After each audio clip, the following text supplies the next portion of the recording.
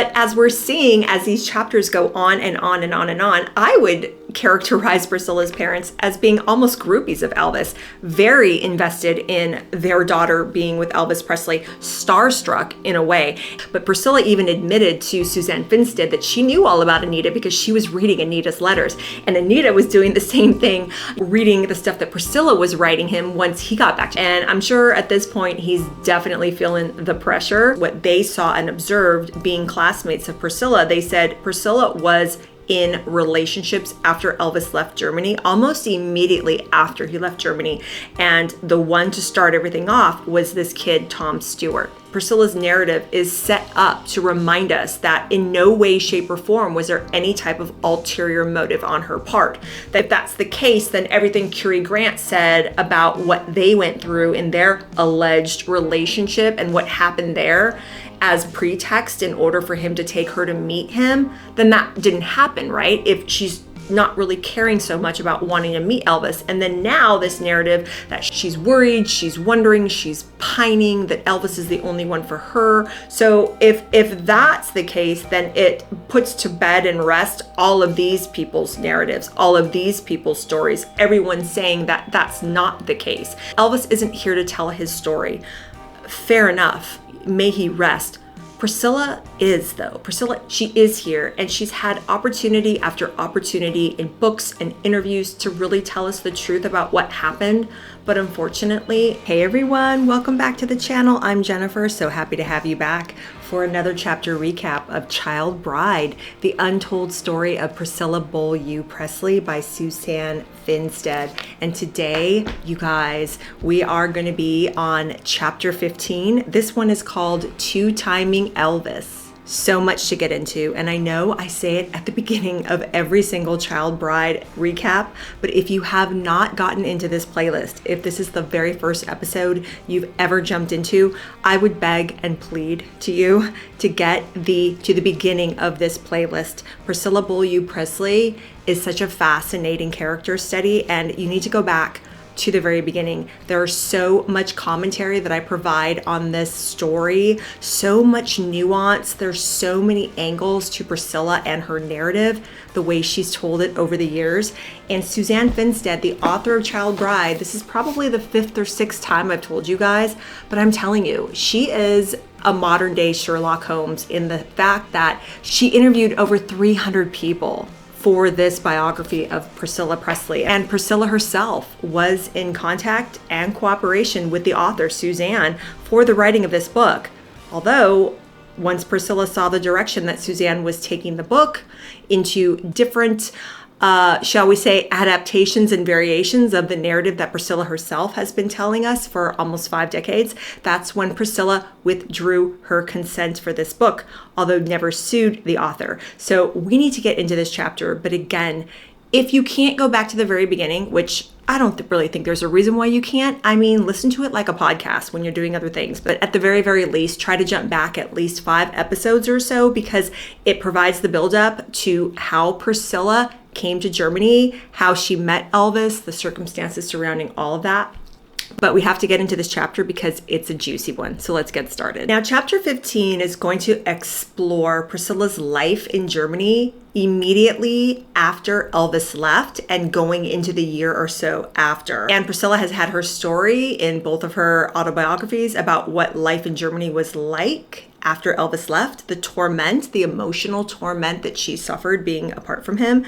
This chapter gets into everything that counters that story. And it starts with Catherine Wagner, who is Priscilla Beaulieu's paternal grandmother, who has been waiting for over a decade about any word about her granddaughter. She's been separated from her granddaughter since Priscilla was about 3 years old, and she has been waiting for some sign of Priscilla's whereabouts. Now, Catherine Wagner had seen the Life magazine pictorial article spread that came out after Elvis left Germany. And in that Life magazine article, there were pictures of Elvis and Priscilla. And the whole article was basically talking about the girl that he left behind. He's leaving Germany and he's leaving a young girl behind. What's the story behind all that? Catherine Wagner had seen that article. She had seen the name Priscilla Beaulieu. She was wondering if that Priscilla Beaulieu was indeed indeed her Priscilla, her long-lost granddaughter.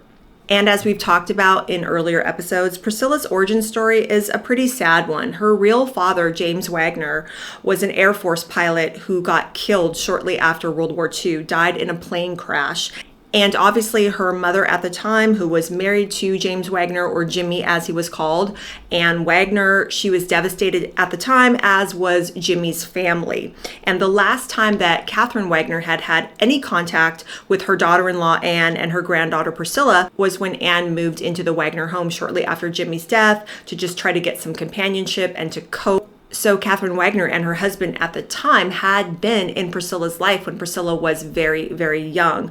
Unfortunately, she lost contact with Priscilla and Anne when Priscilla was about 3 years old. And the reason why Catherine lost contact with Anne and Priscilla was it was around that time that Anne married a military man by the name of Paul Beaulieu. Paul Beaulieu ended up adopting Priscilla, but as we saw in earlier episodes, one of the stipulations for Paul and Anne's marriage and the adoption and moving forward with their new family was that Anne was to tragically cut off all contact with the Wagners. So basically it was like Jimmy and his family never existed. Jimmy Wagner was a taboo topic of conversation in the Beaulieu family, and Priscilla didn't even know that Paul Beaulieu wasn't her real father until she was about 13 years old, rummaging through some of her mother's things in her closet, comes to find these pictures and these letters, figures out, oh my gosh, my father is not my real father. Who is this man holding me as a baby, pictured with my mother? Turns into this whole thing. And as I've explained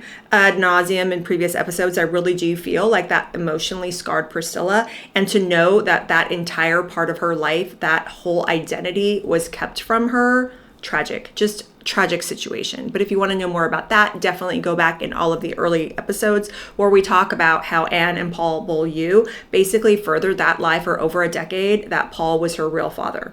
I definitely think that that had everything to do with Paul Beaulieu's fragile male ego. He just could not stand the fact that he was not Priscilla's real father, and actually felt so threatened by not even so much a man, but a memory. He basically asked Anne to just forego and forget an entire chapter of her life and swore her to secrecy because he didn't want Priscilla thinking that he wasn't her real father. And we're going to get into it a little bit more in the next two chapters about possibly the fear that was going on in the Beaulieu household, especially with Anne and Priscilla when it came to Paul and his ego, and being able, or rather I should say not being able, to talk about who Priscilla's father, her real father, really was. Priscilla had half siblings because Anne and Paul had children of their own. She had twin brothers and she had a half sister. And for about the first, I want to say 17, 18 years of Priscilla's life, her half siblings didn't even know the truth. And that shows you the lengths that Paul and Anne Beaulieu went to conceal things from first, not only Priscilla, but then from the rest of the family. Just, yeah, there's just so much to unpack there. And we're going to go into, in subsequent chapters, how that plays out in the way that Priscilla is acting around her peers during this time in Germany in high school, when she's forging relationships, learning about who she is, how to relate with the opposite sex, all these types of things and how they come into play. And you'll really start to understand the dynamics of Priscilla's, covert and secret nature. And I personally think that she just learned that from her mother. She learned how to keep secrets and to conceal emotions from her mother and also from her stepfather. So we've got Catherine Wagner, who is just anxious with worry for over a decade, wanting to reconnect with her granddaughter, seeing this Life magazine article, wondering if that is indeed her Priscilla, her granddaughter. Now, her dead son, Jimmy, Priscilla's father, had a brother named Gene, and in a strange twist of fate, at around that time, Gene was actually the principal of an all-American army school in Munich, Germany. Now, Priscilla is in Germany as well with her family, the Beaulieu family. They are in Wiesbaden, staying at the army base there. And that was obviously where Priscilla was when she met Elvis, because Elvis was stationed near Wiesbaden. So Catherine gets in contact with Gene, sends him the Life magazine article, begs him, please, can you go to Wiesbaden, look up these Beaulieus and see if this Priscilla Beaulieu is our Priscilla. And I've talked about it again in past episodes. I feel so bad for Catherine Wagner. When you read the interviews that the author did with Catherine, you can just read. I mean, you don't even have to see an interview with a woman. Just reading the words in the book, and you can feel Catherine's anguish over so many years of being separated from Priscilla, to have her son ripped out of her family so tragically and so horribly, and then to not only that, but within the span of about 2.5 years, lose a daughter-in-law and your beloved granddaughter, who at that time was really the only, physical and emotional connection really that she had to her deceased son, Jimmy. So Elvis left Germany in March 1960, and this is where the chapter picks up. So it's talking about Priscilla's life and emotional state after Elvis left,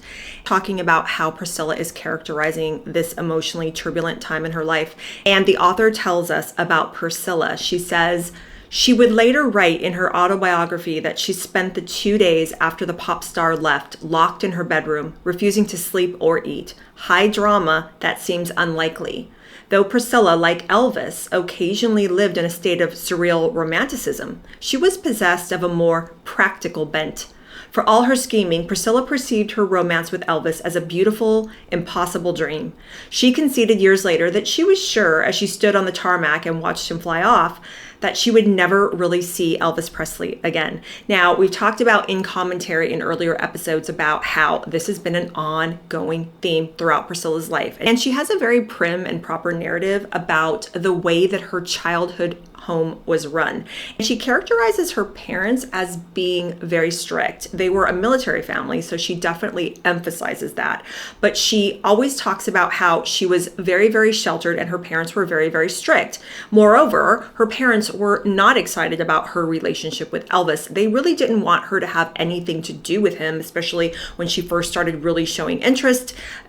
She's always characterizing it as if they were encouraging her to explore relationships with boys her own age. They were just worried about her. They didn't want any part of it. But as we're seeing, as these chapters go on and on and on and on, I would characterize Priscilla's parents as being almost groupies of Elvis, very invested in their daughter being with Elvis Presley, starstruck in a way. And as we'll see as this chapter unfolds and the next chapter, they really didn't want her in any type of relationship with any boy her age, especially once Elvis left Germany. They made it known to all of, I guess you could say Priscilla's suitors, her own age in high school at the time, that she was in a relationship with Elvis and that whoever that boy was definitely needed to go waste his time somewhere else. So by characterizing her parents as being so prim and proper and strict like that and not wanting her to be in a relationship with Elvis, she has over the years countered that somewhat by saying that, no, she was hell-bent on wanting to be with him and that she would definitely give her parents a hard time. And it was eventually that hard time over the span of almost 2 years that led her to, at the age of 17 years old, go finish out her senior year of high school and live with Elvis at Graceland. So she characterizes it as basically, I was such a troubled child, giving them such a hard time, telling them that I wanted to be with my true love, Elvis, that they essentially had no choice. At that point, they knew that they had to relent because part of them were feeling guilty, as if to think, are we keeping her away from the love of her life? So it's definitely this tangled web when you think about the way that Priscilla characterizes the way she thought about her relationship with Elvis. But before she even met Elvis, she also takes great pains to tell us over and over and over in both of her autobiographies that she wasn't a fan. She thought he was interesting, but wasn't really into it. And we've learned in past chapters that she was very fixated on Elvis, that when she met people in Wiesbaden that she knew Elvis, she was hell-bent on singling those people out and making sure that she was in their orbit, asking them all kinds of questions and pestering them for an invitation to meet Elvis. And that's where Cary Grant comes in the picture. Cary Grant is the man who introduced Priscilla to Elvis. He was a friend of Elvis, hung around with Elvis socially in Wiesbaden, and he was also in the military. We'll touch upon Cary Grant a little bit coming up, but Cary Grant and Priscilla Beaulieu, that is such a source of contention in the Priscilla legend. I have made so many episodes talking about that. I will link some of them in the description. She sued him for defamation, okay? Their relationship is so contentious. It's out of control. But at the heart of that relationship, you have two people, one saying that he used Priscilla, if you know what I mean, to get what he wanted out of her and to make that a condition in order for her to go meet Elvis. She hotly denies this. So that's why you need to get on some of these past episodes, you guys. Also, again, if you're, the way Priscilla does, portraying your home life as being so very strict, then it wouldn't really serve to give credence to any of the author's stories that she is providing us, the reader, because she's interviewing a ton of Priscilla's schoolmates during this time in Germany, specifically this period when she knew Elvis and when Elvis left. And they're all painting a very, very different picture of Priscilla, having parents that aren't so strict when it comes to Elvis. And not only that, but two parents that don't really seem to have a handle on this girl, Priscilla, who is, by all accounts, somewhat of a wild child. And the author is going with this wild child narrative because she's basically painting us a picture of Priscilla, a 14-year-old Priscilla, definitely not pining away for Elvis, holed up in her bedroom, crying, writing letters to him. No, according to the author and all the schoolmates that the author interviewed who knew Priscilla during this time, they all say that she was very actively dating several young boys at her high school, H.H. Arnold, over on the Wiesbaden Army base.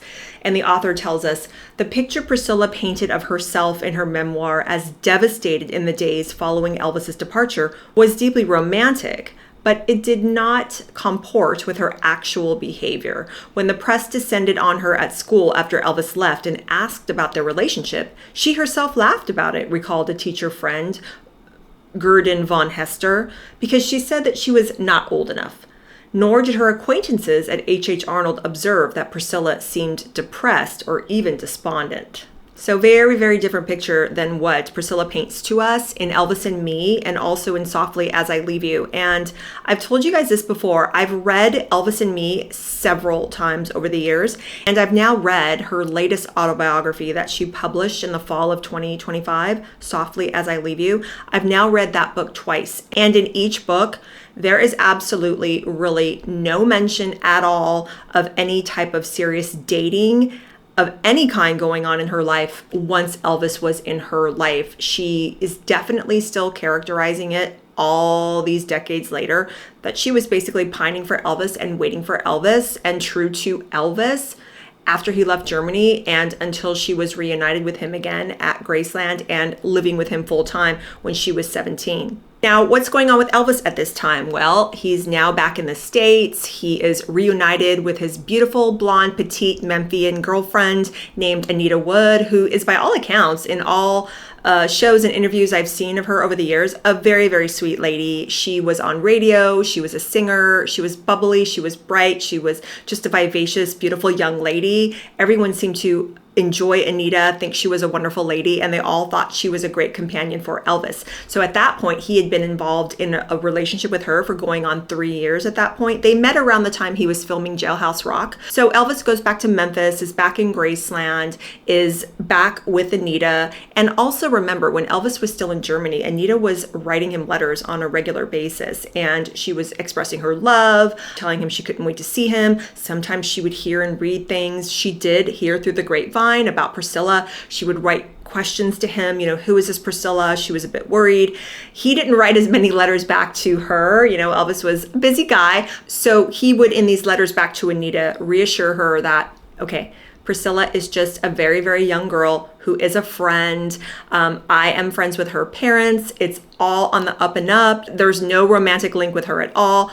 Don't worry, Anita, you are still my number one gal. When I get back to Memphis, we will, continue our relationships where we left off. And we do indeed have a future. He did talk about marrying her someday, although he never really pinned down a date, which would frustrate Anita over the years. But again, reassuring Anita that he did indeed love her and that she was his main girl. I personally do believe that, yes, Elvis loved Anita. She was one of the ones in his life that was a huge, huge focal point relationship. And he only technically officially broke it off with Anita. But the thing is that Anita's the one that broke it off with him. Anita was living at Graceland at the time when, by accounts, Elvis was just torn and he was mulling over, what should I do? I've got Priscilla and I have Anita and I can't choose. Anita heard him talking like that one night, basically got very upset and came to him and said, look, I heard what you said, and I'm going to make this choice easy for you. It was a very traumatic thing. They were both upset. They were both crying. But that is what eventually prompted Anita to leave Graceland and Elvis, something that she didn't want to do. And by her own account, Elvis didn't want her to leave either, but she was just like, I cannot be in this situation where he is mulling over a choice between Priscilla and I, and especially given everything that he had told Anita over the years that Priscilla really wasn't anything. So it was a very sad time for Anita, but that's just the way that it worked out. Everyone that has known Elvis over the years that has given interviews about him have all said that Elvis just was kind of just like a man for all the ladies. He loved women, didn't necessarily treat them awfully at all. He was always respectful and kind, but he was not a monogamous person. He had to have women in his life at all times. And when he was separated from girlfriends like Anita, he would just, start with another girlfriend. So there was always someone in the picture. He always had women. That was just the nature of the beast when you were dealing with Elvis. So he's back in Memphis. He's back with Anita at this point. He also brings back with him from Germany his German secretary, a woman by the name of Elizabeth Stefanik, and also another buddy, Rex Mansfield. He brings both of them back to Graceland. He asks Elizabeth to continue her secretarial work with him and, just kind of help him run the office at Graceland. And he also extends an offer to Rex Mansfield for Rex to become his road manager. And so at this time, Rex is mulling this idea over. And in her interviews with Elizabeth Stefanik, the author, Suzanne Finstad, says that Elizabeth was really torn because Elizabeth herself was an on-again, off-again relationship with Elvis in Germany, although she kind of understood really the revolving door that was Elvis's romantic life. But she did like Elvis so much, I guess, as a person and a friend, because, let's face it, he was one of the most charismatic people to ever walk the earth. So she goes back with him, but she's telling Suzanne, the author, that at this time, at Graceland, when she's working in the office there, Anita was very, very adamant, wanting to press Elizabeth for answers, like what's going on with this Priscilla I heard about, what happened in Germany, like what is going on. She was constantly trying to fish for information from Elizabeth, and Elizabeth felt torn because she was like, well, I don't want to betray Elvis with these confidences that I know, and she was feeling like she was walking this very, very fine line between what she could say to Anita and what she couldn't. And Rex Mansfield also said that as well. There was a lot of information gathering on the part of Anita. And, I really don't blame her. She was basically at Graceland the entire time Elvis was gone in Germany, waiting, wondering, kind of the way that Priscilla was now at that point back in Germany, waiting and wondering, because Priscilla knew that Elvis was now back with Anita. Priscilla was reading all of Anita's letters that would be on Elvis's desk when she would go up every night and wait in his bedroom when she would go visit him before he would come up in the room, and they would talk and listen to records and do all that. But Priscilla even admitted to Suzanne Finstad that she knew all about Anita because she was reading Anita's letters. And Anita was doing the same thing, reading the stuff that Priscilla was writing him once he got back. So it was just, this little tangled web that Elvis had made for himself. And I'm sure at this point, he's definitely feeling the pressure, as is everyone who's around Anita, because she's just like, I want to know. I want the info. So he's still assuring Anita, don't worry about this. Don't worry about this. Rex Mansfield ends up marrying Elizabeth Stefanik, and he doesn't become Elvis's road manager. So at that point, Elvis extends the invitation to Joe Esposito, who, as we all famously know, took him up on the offer, became his right-hand man until the day of his death, road manager, you name it. Joe was there right by Elvis's side. And at this point in Priscilla Elvis lore, Joe tells the author that, he was heavily involved and in love with Anita, but at the same time, Joe would say that when Elvis was back in the States and he was filming GI Blues, he was filming a series of movies that first year he was back, that he would every once in a while muse to Joe that, I'm just thinking of Priscilla and I can't get Priscilla out of my mind. And I think I'm going to marry this girl one day, Joe. She's that special. And Joe Esposito told the author that Elvis was really big into the idea of soulmates. And around that time, he had read a book about soulmates and was telling Joe Esposito, I think I found my twin soul in Priscilla. Priscilla did confide to Elvis about the tragedy about not knowing about her birth father until she was 13 years old and about how her parents kept that from her. And she shared that just really tragic story with him. And at that time, Elvis was in Germany. He had just recently lost his mother, who was the most important woman in his life. They were so unbelievably close, Gladys and Elvis. So they were sharing confidences, they were sharing losses, they were sharing tragedies. And I've said in previous episodes that's when I really think that Elvis did take Priscilla under his wing, so to speak, because, she was a 14-year-old girl, really just look to her as someone that he wanted to protect because they had shared so many losses. He was such a kind man in the sense that Elvis was always trying to take care of everybody around them. All the stories that we've heard about him over the years about how generous he was, how kind he was, about how he was a shoulder to cry on for so many of the guys in the Memphis Mafia. We can definitely get into that as, the book goes on. You'll see what a generous spirit he had, but I could definitely see that triggering in him because not only does he have an intense romantic attraction to her, but to know that she experienced tragedy in her life like that is what I think really solidified it in his mind that, this is the perfect girl that I can mold and take care of, if that makes sense. So the author tells us, Elvis was a confused man in matters of the heart that spring. You think? After GI Blues wrapped, he gave Anita Wood a diamond necklace, encouraging her belief that theirs was a potentially permanent relationship, although marriage, he made clear, was far off. In his letter, he talked about marriage, and when he came home, he had to go right back to work, and he couldn't have a serious relationship, Anita later explained. We had to keep everything so quiet. Things we said, things we did, the way we felt about each other could not be made public because the colonel said it would hurt his career. Whether that was true or whether Elvis was avoiding commitment was one of the mysteries of Elvis. Joe Esposito, who did become Elvis's road manager when Rex turned down the job to marry Elizabeth, saw Elvis as, quote, wild, young, having a great time at the height of his career.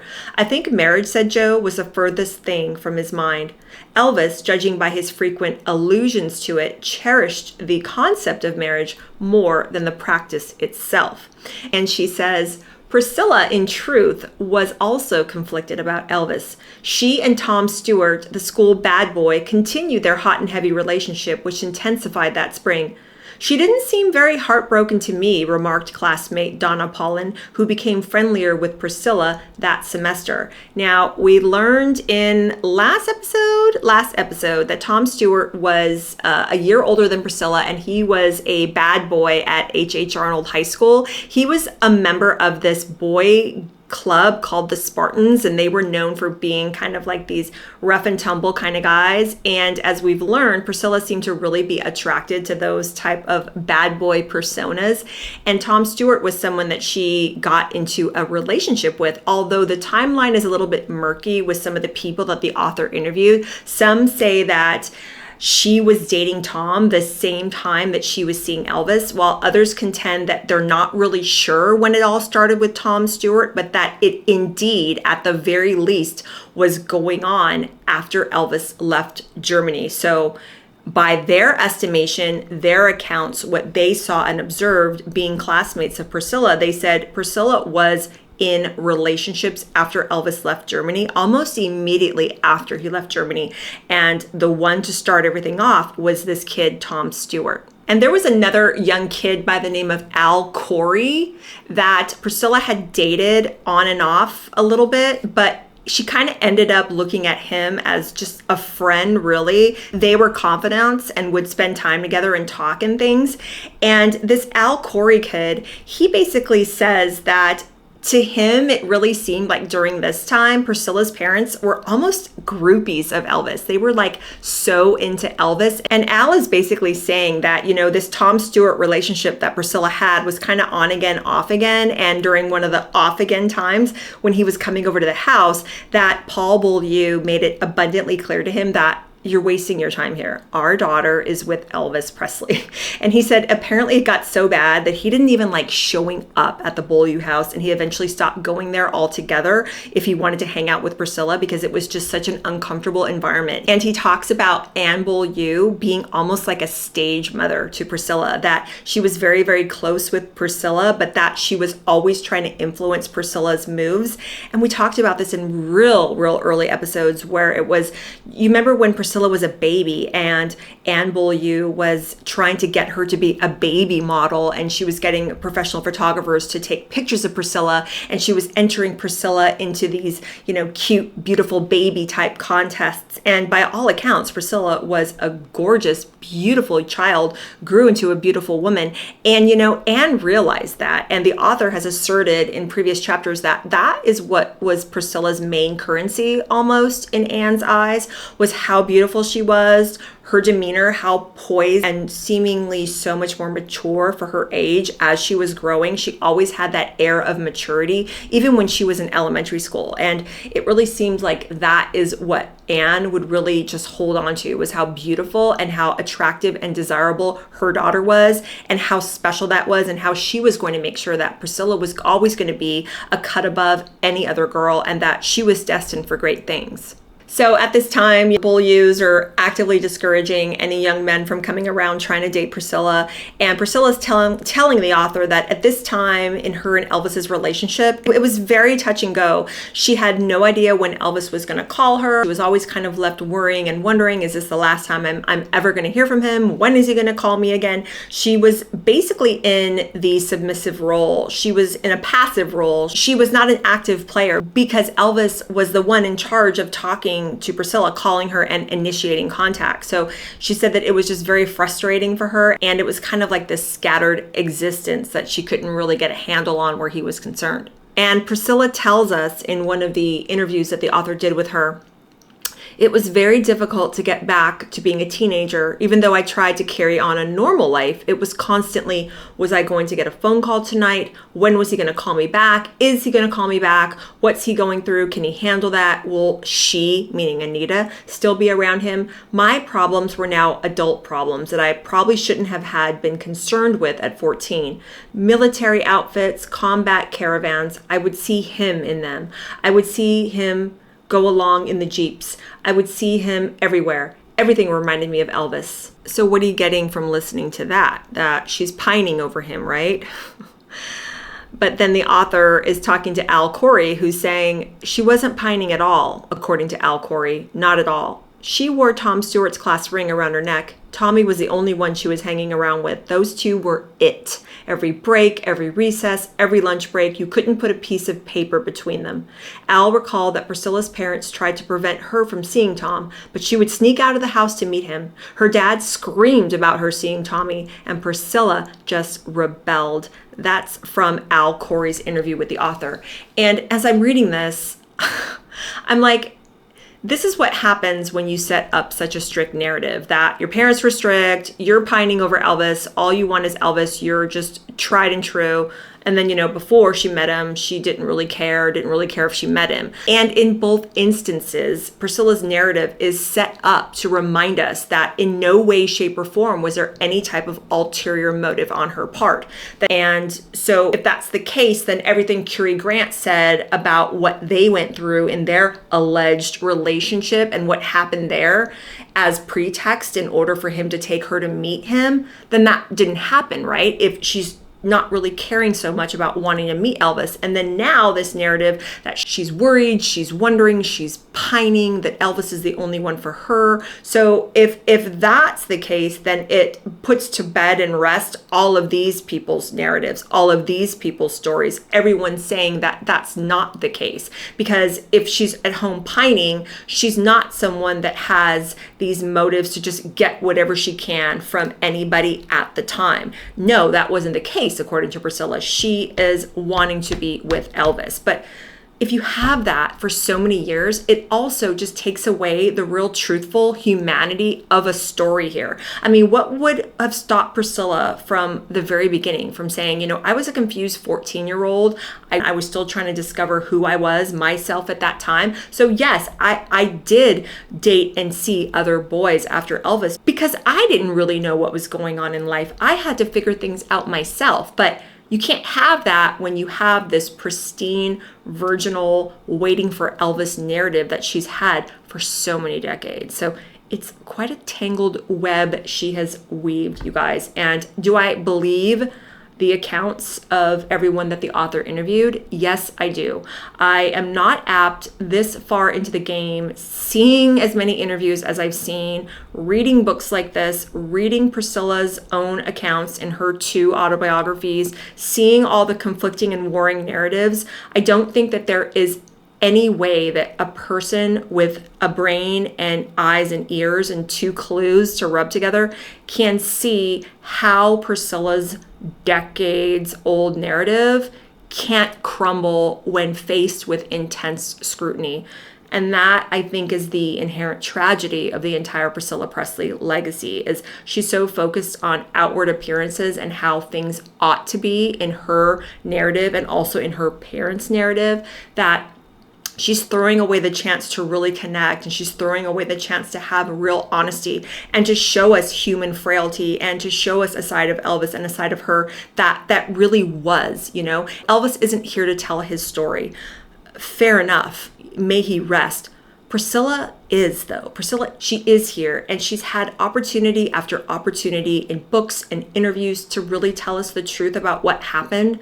But unfortunately, Priscilla isn't of that honest, truthful bent, in my opinion. She doesn't really want to get into it with us and show us a side of her flawed humanity. And, you know, we're all flawed humans. And I think that so many people would appreciate and ultimately respect that from her. Unfortunately, it doesn't seem like we're ever going to get that from Priscilla. This is all my opinion. Yeah, it's just, you know, so many years have passed since Elvis passed.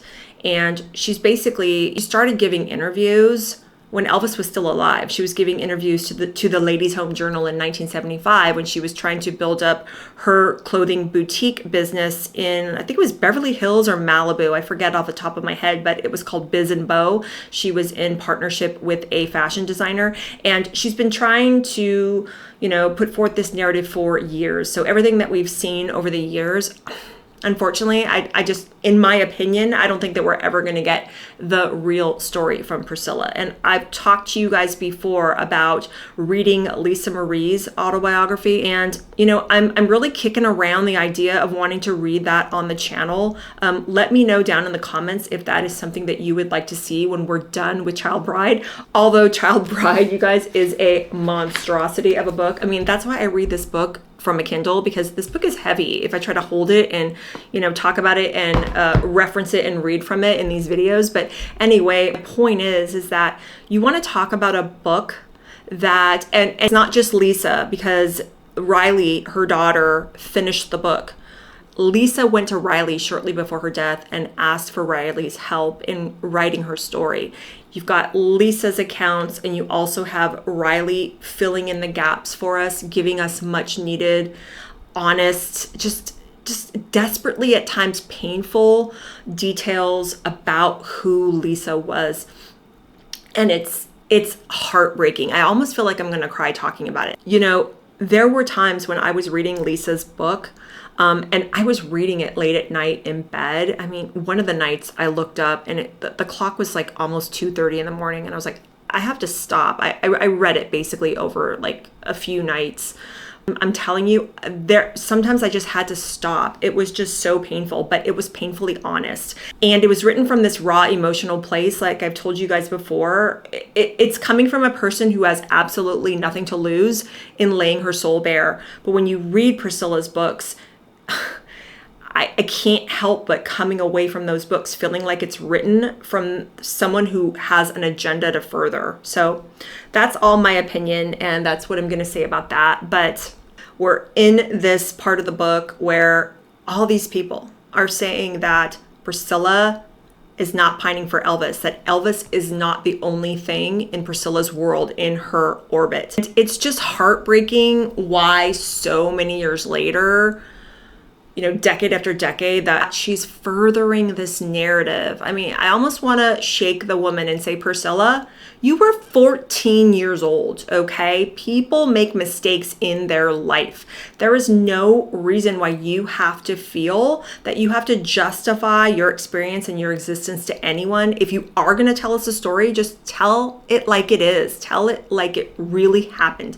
No one is going to attack you for that. And if they do, like if they're going to attack attack you for saying what really happened, you know, that's on them, but at least you can know that you were honest with us. So I know I'm going off on a tangent, but I swear to you, you guys, reading her books, reading this, watching everything I've watched, all the interviews over the years, and then to read Lisa's book, it was literally like the little cherry on the sundae of what is the real truth here. And I think that the closest we would get to who Priscilla really was is to read Lisa's book. So let me know what you guys think about that if you want me to read From Here to the Great Unknown.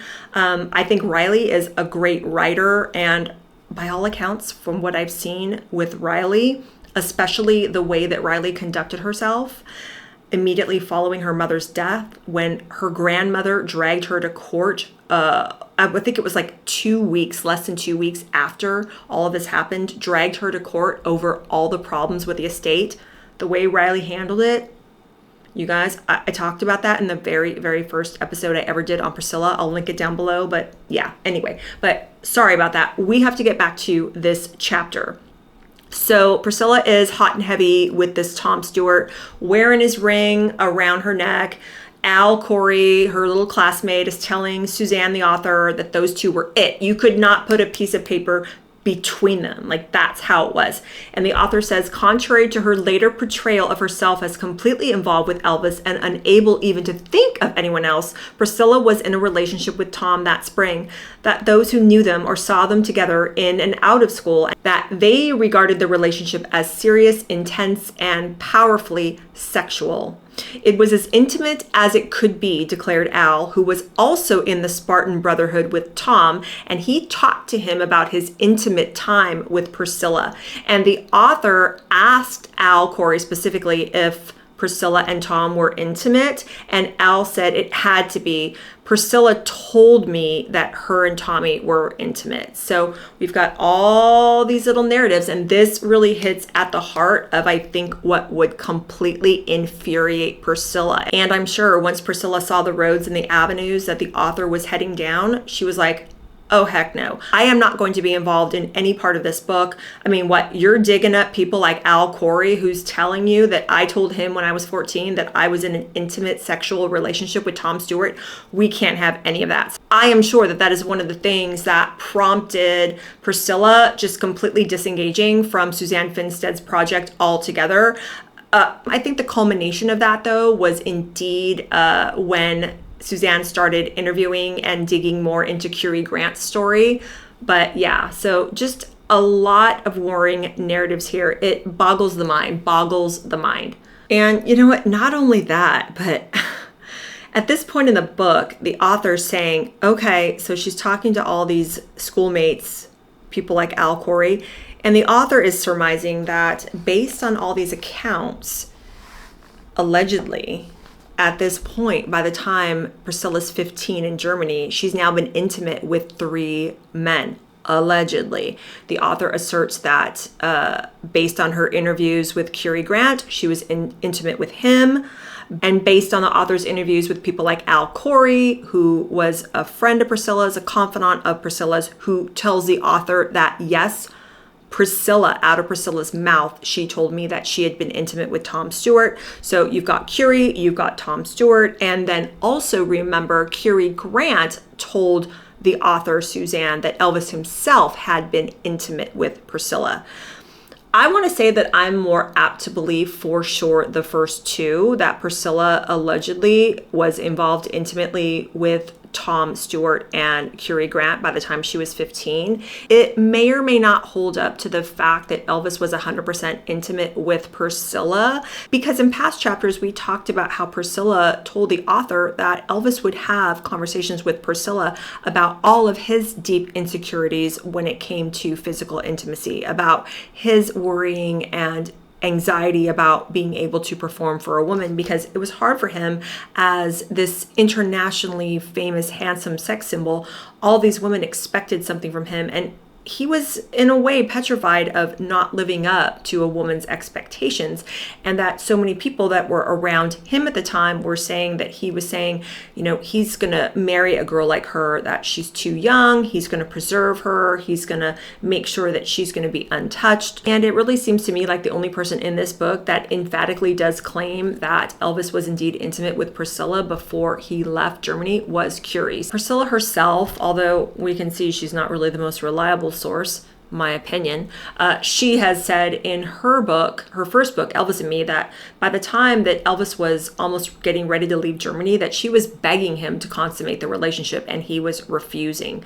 So you could look at it from the point of view of, Priscilla doesn't really like to tell the truth in a lot of instances, especially when you hold it up to the scrutiny of all these conflicting narratives. And it would serve her narrative if she would paint it that way, because then she doesn't have to uncover a painful truth to the public that she was indeed intimate with Elvis at such a young age. That doesn't really do much for his reputation.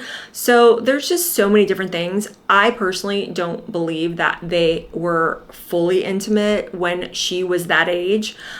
She told Lisa Marie, according to Lisa Marie's autobiography, that she was 18 years old when she lost her virginity to Elvis. I don't really see any reason why Lisa would have to lie. I'm sure Lisa told us explicitly what her mother said, but again, is Priscilla the most reliable resource? In my opinion, not so much. So a lot of different things there to think about. So the author goes on along this vein and she tells us, Priscilla's life in Germany post-Elvis was not this lonely endurance test that she later depicted it as. Wiesbaden at the time was considered the Hollywood of Germany, a beautiful resort town with big-name entertainment. Classmates of Priscilla's described their time at H.H. Arnold High School as a charmed existence. We were like little kings and queens living as teenagers in Europe after the war, skiing in the Alps and summering in Italy, by Mary Ann Bark's description. That was another one of Priscilla's little schoolmates. Both Mary Ann and Tom Muldoon, Tom Stewart's close friend, remember Priscilla drinking beer at the beer gardens, especially Gergestein, a bar claimed by the Spartans as their hangout. And then there was this little place downtown that served pink champagne. She used to go to that place more than I did. And this Tom Muldoon tells the author that he would even see Priscilla sneaking cigarettes with some of her little girlfriends sometimes when they would go out drinking. And it's interesting because apparently Elvis hated smoking.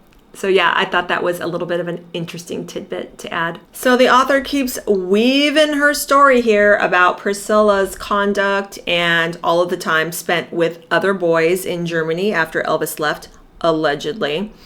And she talks about a 19-year-old Elvis lookalike, okay, an impersonator who performed at the Eagle Club. Now, for those that remember, the Eagle Club was a little club for American servicemen in Wiesbaden, and that is where Priscilla first met Cary Grant, the man who introduced her to Elvis. So this kid is named Peter von Weckmar, and he's a self-described hellraiser son of a German baron. And the author tells us that he was a friend, this Peter was a friend of Cary Grant's and somewhat of his sexual protege of Curie's, whatever that's supposed to mean. I guess it sounds to me like two dudes who are always swapping stories between each other. But I have in my notes here that Curie was friends with Peter, and he apparently spilled the beans about an intimate relationship that he began having with Priscilla once he met her at the Eagle Club. Now, in order to substantiate this information, the author tried to track Peter down, but found out that Peter and also his wife died in the 1980s, but she was able to track down Peter's uncle, who lived in Wiesbaden around the time when Elvis left Germany, so he knew Priscilla around that time. And he does reveal to Suzanne, the author, that yes, his nephew Peter was dating Priscilla in that time after Elvis left Germany. And oh my gosh, you guys, being the bloodhound that this author is, I mean, gotta love it. She also got in contact with Peter von Weckmar's children, his son Victor, who said that he didn't know if Priscilla and his father were intimate, but he does know that they were indeed dating. She also spoke to Peter's adult daughter, Michelle, who said she wouldn't doubt that her father made love to Priscilla. He was a playboy back then, especially looking like a twin of Elvis. And I'm like, what must that be like? The author is contacting the children and asking them, do you know if your dad was intimate with Priscilla Presley? Like, I would love to have been a fly on the wall for that conversation. So the author ends the chapter 2, Timing Elvis, by giving us this little anecdotal story that's called the H.H. Arnold High School dorm room scandal. And apparently, according to the author, it reveals to us a little bit more about Priscilla and her adventurous wild side, okay? So what the story involves is Priscilla sneaking out at 2:30 a.m. in the morning along with several other girls. Apparently, they were running out in the middle of the night from a slumber party given by a girl named Linda Plank. And what they did was they left Linda's home and snuck on over to the boys' dormitory near H.H. Arnold High School, 2:30 in the morning, banging on the first floor lower windows to, get inside one of the boys' dorm rooms. The author tells us that she got a few conflicting stories about the incident, but that there were 2 eyewitnesses, one from across the street and apparently another student in the actual building, that said that, they heard the commotion, the air police were called, and that one of the boys opened up the window and pulled in 3 girls, and one of them was Priscilla Presley. So you guys, this is 1960, okay? And this is all happening on a military base. Not a good look, if indeed true. And I'm sure that this incident, come on, they're all 14, 15-year-old kids, probably just going out raising hell, trying to have fun in the middle of the night. But again, directly counters Priscilla's narrative of being this prim and proper girl who was at home pining for Elvis, but yet, is that really true? Because according to all these people, she's banging on the dorm room of some kids, this window, 2:30 a.m., raising Cain, having a great time. And the author talks about Curie Grant entering into this story. And to me, it was a little bit creepy because Curie tells the author that, the military community in Wiesbaden is a small one. He gets wind about this high school dorm room scandal, so he takes it upon himself to investigate. Okay, now Curie Grant was 3 years older than Elvis, so he was about 27, 28 years old at the time. Now, according to Curie, he was in his own intimate relationship with Priscilla before he took her to meet Elvis, so he has a backstory there. According to him, allegedly, you notice how I have to say allegedly like 50 million times, but you just have to do that for sure. But Curie gets involved and he took it upon himself to try to investigate. So he said that he called the high school. He called the high school and he was asking them questions, posing as a reporter. I was like, okay, find something else to do, dude. You're married with kids, but anyway, I digress. So he's phoning the school and he's asking all these details, right? So the author starts talking about this and she's saying that the daring, fun-loving Priscilla was always present, however, ready to surface when the circumstances were right. And that's how she goes into telling us this dorm room scandal story. And she says that, some of her female classmates in Wiesbaden remember Priscilla as closely chaperoned, unable to attend even girls' slumber parties. But that was another misperception. A month after Elvis flew out of Germany, Priscilla attended a sleepover at the home of Lisa Plank, and that's how we get into the dorm story. And so Curie's interest is piqued. He pretends he's a reporter. He calls the high school, and the author's doing a little bit of her own digging. She digs up Donald Trull, who was the vice principal of the high school at the time, and he confirmed that Priscilla was a member of the slumber party, raising Cain around the dorm. It was a really wild night, apparently, and it didn't really end up being that much of a big deal because he basically says they didn't really catch any of the kids at the time. And then the principal of the school, Leslie Murray, told the author that even if they had have caught all these kids that were doing this at 2:30 in the morning, that they wouldn't want that to be out or publicized in any way, shape, or form, that they didn't want to have the perception of that type of activity going on. So the author says the dorm incident eventually landed on the front page of the Overseas Family, an American newspaper for military families in Europe. And that was all because Curie was the one who was fishing around asking questions. When Priscilla heard that Curie was asking questions, her parents had a friendly telephone conversation with him about it. Outraged to hear that Priscilla was being linked to the scandal, Anne Beaulieu told Curie that it was a mix-up, and she claimed that someone's out to get Scylla. I guess because she's been getting all this publicity. And Anne, I guess, goes into this diatribe with Curie saying that, this burns me up. Like, why would they even think that she would be at some wild party and going out at 2:30 in the morning, and they're trying to name her as someone that was involved? And she's betting on her life to Curie that was not the case, that she was not there. She's always chaperoned. She's always escorted. This was only the second time that she's ever allowed Priscilla to go out and do anything, meaning the slumber party, right? And she's like telling Curie, we don't let her go anywhere unchaperoned. And Donald Troll, the vice principal, just tells the author, Priscilla was definitely there. So it's just so funny. Again, the lengths that Priscilla and her parents will go to just keep everything neat, tidy, and pristine. It's quite hilarious. By the account of one of the boys in the dorm room, Priscilla was supposed to be babysitting, not attending a slumber party. According to Al, this was how Priscilla maneuvered her secret rendezvous with Tommy, meaning Tom Stewart. Her mom and dad would go away for the weekend, and Priscilla would stay home, or Priscilla would spend the night at a friend's house and Tommy would go over there. So again, it's so dumb, it's so trivial, but to know that even at the time, Anne was going through all those lengths to reiterate over and over and over to Curie, who Paul and Anne knew was out digging for information, that it never happened, Priscilla wasn't there, this is just ridiculous. Listen to this, you guys. The author says, Priscilla admitted decades later that she was part of the slumber party and raided the boys' dorm, but she called it innocent stuff and claimed that Curie was stalking her that night.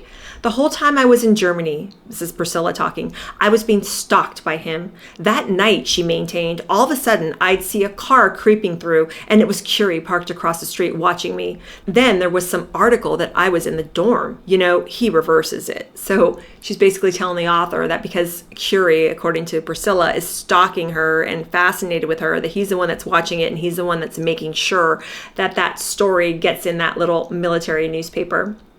Curie called it a black lie because Curie maintains that he was hosting this show called the Saturday Night Hit Parade at the time that Priscilla was alleging that he was stalking her and gathering information and then eventually leaking the story of this dorm room scandal to this little military newspaper. And Curie is also telling the author at the time that the Beaulieus were just really, really upset with Curie. And I think this must have happened after Anne was telling Curie all this stuff about how it's a setup, people are out to get Priscilla, she wasn't there. So I guess this all gets wind to Paul Beaulieu that Curie asking all these questions, kind of getting in Priscilla's business.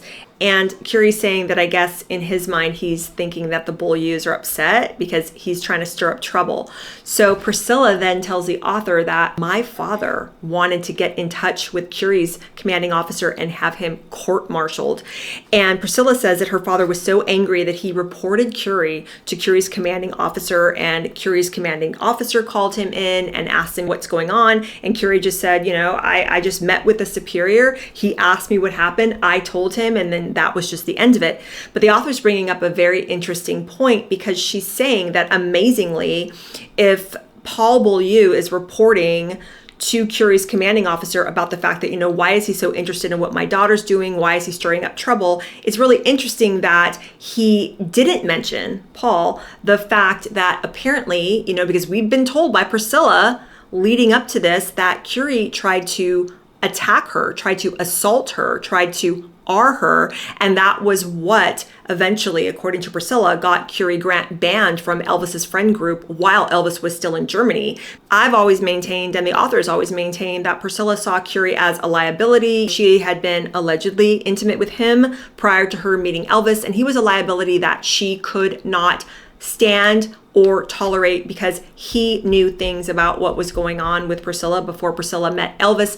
And Priscilla herself has told us in all of her conversations with Elvis, in all of the time they would confine to each other, and in all of the intimacies that they shared, that Elvis also had told Priscilla that to marry a virgin bride was very, very important to him. It was something that had been instilled in him from his mother, that it was very important that he marry someone that was chaste, a good girl. So Priscilla can't have someone like Curie hanging around Elvis's friend group and them if indeed she did have an intimate relationship with Curie. So point being, she says to the author in earlier chapters that she basically told her parents that he tried to attack her. So the author's saying, okay, so Paul Beaulieu is going to Curie's commanding officer talking about this little dorm room thing, but that's either here nor there, really. That's pretty small potatoes when you're considering the fact that apparently Curie tried to attack your daughter, your 14-year-old daughter at the time. Why wasn't that brought up? Because you can rest assured if it was, something would have happened to Curie. He would have been court-martialed. That would have been the end of Curie Grant.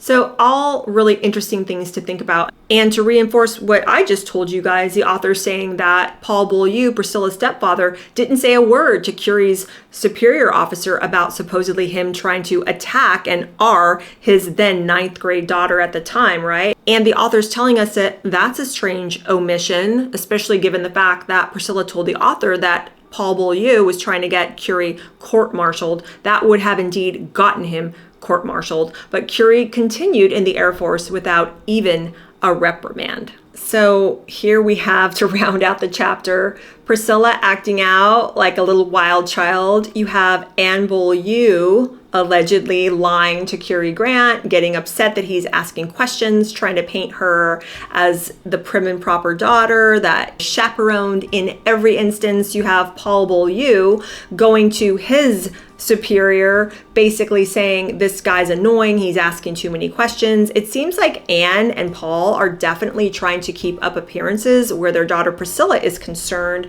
And then you've got Curie emerging from this little scenario looking pretty cringy, a man of almost 30, seemingly eeringly preoccupied with what a 15-year-old girl is doing at 2:30 in the morning after a slumber party. But anyway, what do you guys think of all this? Do you believe the accounts of all of Priscilla's schoolmates? Do you agree with the direction that the author went into once she's getting more and more and more information, seeking out, just like a heat-seeking missile, all these people that knew Priscilla, trying to get their accounts of their time with Priscilla, their interpretations, their explanations about who they felt that Priscilla was at the time, the way she acted, the way she conducted herself? What do you think about Priscilla telling the author that she was alone, anxious, despondent, worried, just wanting to be with Elvis, that he was the only one in her life? How do you view Priscilla's narrative based on everything that the author is uncovering here? Now, I know that this was a long one, but it just, you cannot look away. It just keeps getting more and more detailed and more in depth, and we're getting deeper and deeper into the weeds as every chapter goes by. And it's just so interesting when you contrast it with Priscilla's narrative and how she's been towing the same line for going on 50 years now in the public eye, when she's telling us about who she is, what she's about, and where she came from. So I hope you guys enjoyed this one. I can't wait to see you on the next chapter. The next one's going to be episode 16, and it's going to be called Family Skeletons. And in that chapter, we're going to take an even closer look into the dynamics of Priscilla's home life, and especially how it relates to the character of Paul Beaulieu, her stepfather. So I can't wait to see you guys on that one. Like the video, share the video. If you have the option underneath the video, especially if you're watching on your cell phone, hype the video if you can. It does so much in getting it out there and getting more people onto the Child Bride playlist. I have so enjoyed this time with you. If you haven't caught up with those earlier episodes, get on that playlist. I know I keep harping on it, but it's a good one. And I will see you for chapter 16. Thanks so much, guys. I'll talk to you soon. Bye.